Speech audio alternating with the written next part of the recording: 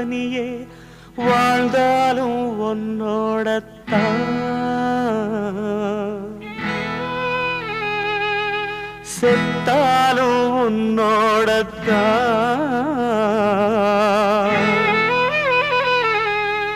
என்றுதான் சொன்னவ என் நெஞ்சில் நின்றவ விட்டுத்தாம் போனதென்ன, விழியாராக ஆனதென்ன.